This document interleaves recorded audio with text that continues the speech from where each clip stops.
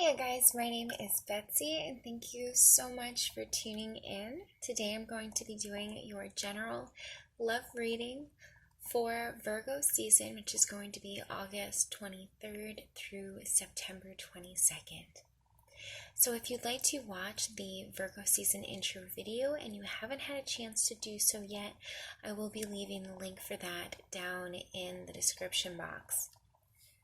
So this is going to be the general love reading for the water signs. So if you've got Sun, Moon, Rising, or Venus in a water sign, which is going to be Cancer, Scorpio, or Pisces, then this will be the reading for you. However, please keep in mind that these are general readings, so not all of the messages are going to resonate with everyone. Please use your own intuition and discretion. If you do find that any of these messages do resonate with you, or you find any of this information helpful, I would love to hear your feedback down in the comments section. As well, please consider hitting the like button and subscribing to my channel. I would be really grateful. Okay, so getting into the cards that we have on the table, we've got the Dragonfly, which is air energy. Then we have the Three of Swords, which is also air energy. The Chariot, which is the card of Cancer. And then the Page of Wands, which is fire energy. So it could be representing a Aries, a Leo, or a Sagittarius. Then with the Lenormand cards, we have the number 27, which is the letter, and the number 8, which is the coffin. So there could be a heavy emphasis on 8th and 9th house matters right now is kind of what I'm getting.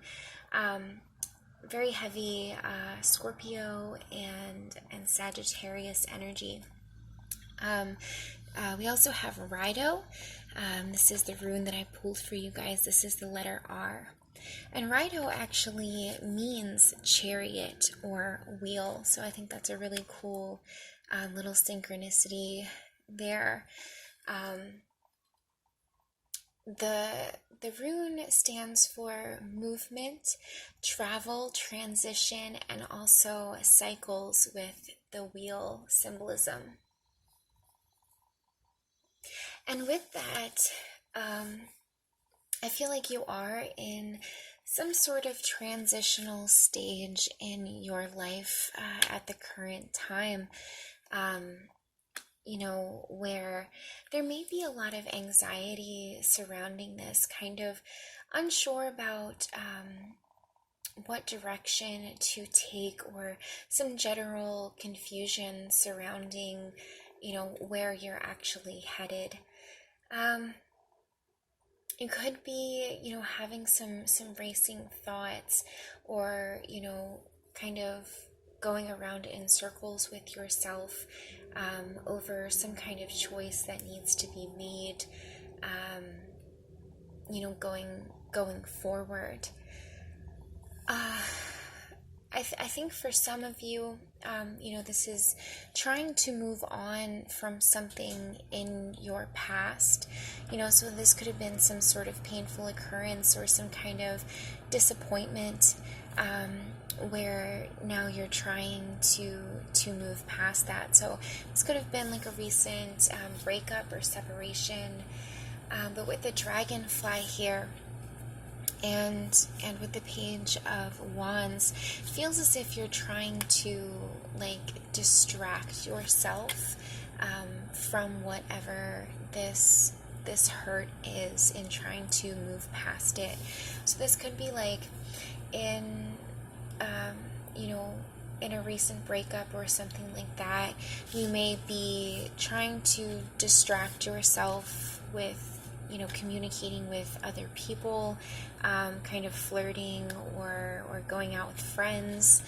This could even be that you are, kind of rushing into another relationship too fast, or rebounding after a painful situation to distract yourself rather than confronting whatever it is was the pain or disappointment from the last relationship.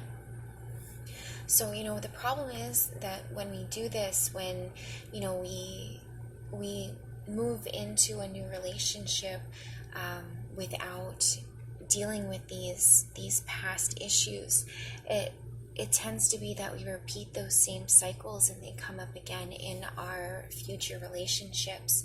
They say what you resist persists. So, there is a sense where you could end up sabotaging this new relationship by refusing to deal with the pain of the past. Now, it's also a need to consider, that this would be somewhat unfair, could be somewhat unfair for someone else if you are unhealed from a previous relationship and then hurling yourself into a new one in order to distract yourself.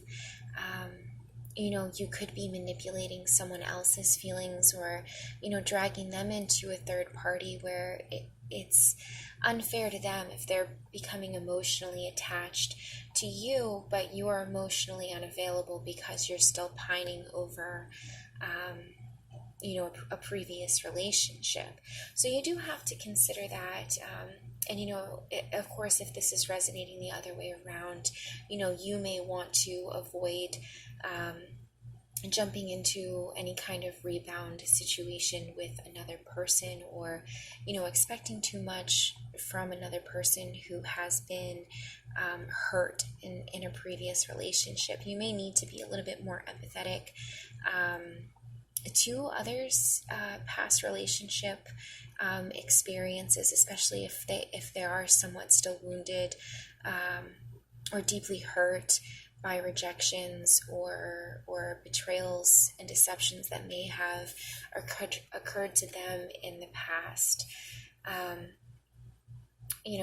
They may have some things that they need to resolve there. So, in some cases, you may need to move on from that relationship, or you may need to halt and think about things before you proceed forward.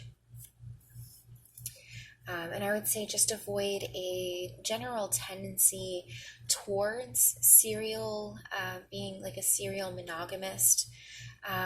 If you do need time, take time alone to yourself to, process through some of these deeper emotions and really get yourself back on track before trying to make something happen with someone else, or needing to distract yourself from the pain, or this could even be like a fear of being alone. You may need to confront those things head on instead of like trying to run away from them. For others, I feel like this could be a situation that you may have had a breakup or a separation in the past where perhaps that ex is now coming back around again, and trying to possibly rekindle some kind of connection or make some kind of new offer in love. This could be, a text message or something like that with the letter rather than some sort of verbal communication. It could be something that's a little bit more informal, I believe, and a little bit of something that seems a little bit superficial. So I do want to say that there is some wariness here of if you have your hopes up about this situation, you may want to consider things more logically rather than going after your feelings. I feel like this could be a situation where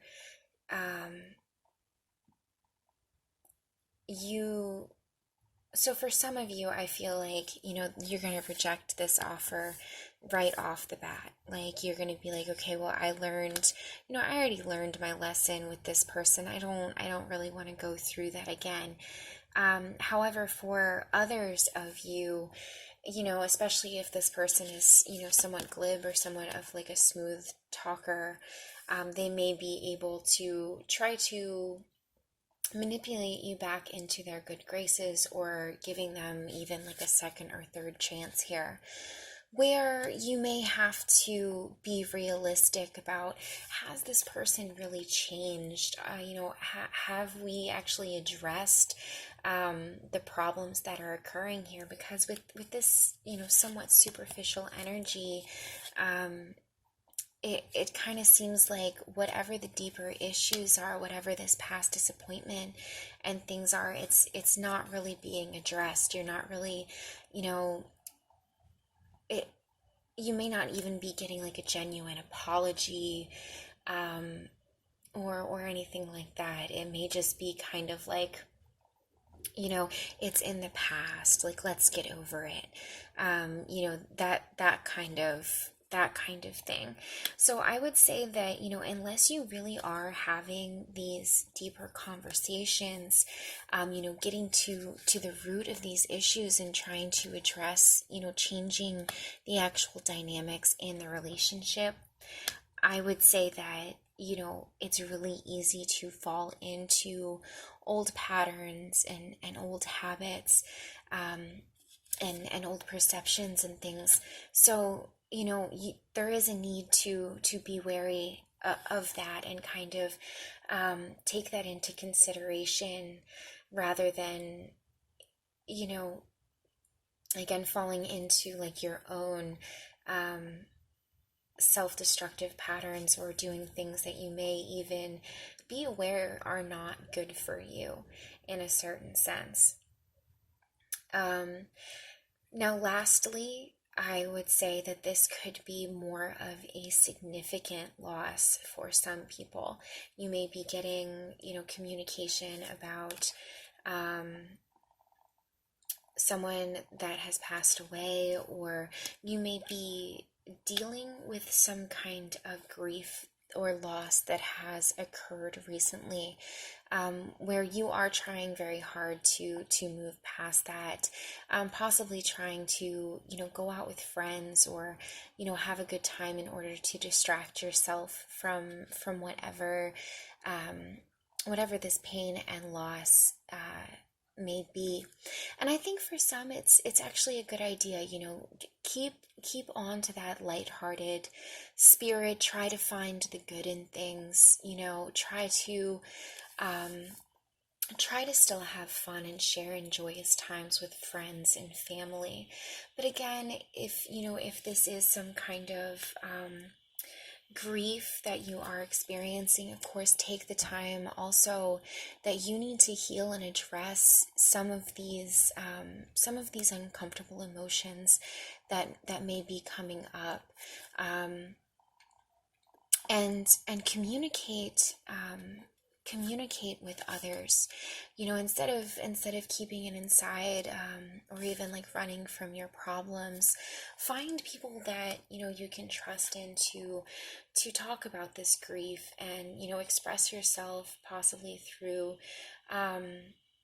poetry if you can, or stories, possibly even writing to this person, writing letters to this person, if there is some kind of unaddressed grief or regrets or something, especially in a relationship which may have ended badly in the physical, and now there isn't a way to give an apology to this person, or explain how you felt, or you feel as if you lost a chance with this person that you loved, if they were someone that you dated in the past and you still had love for them, or you still had hopes of reconnecting someday, or whatever the case may be. This is going to resonate differently with everyone. But even if you're seeking guidance from you know, a loved one that has recently passed, or even this could even be, you know, trying to reach out to your ancestors or things like that for guidance. I feel like this communication in any sense could be really beneficial, and it could express a lot of these repressed emotions in kind of more of a productive way. So instead of using unhealthy distractions, you know, addressing them in ways that are going to be productive for ourselves, and not necessarily detrimental to others or having unintended consequences.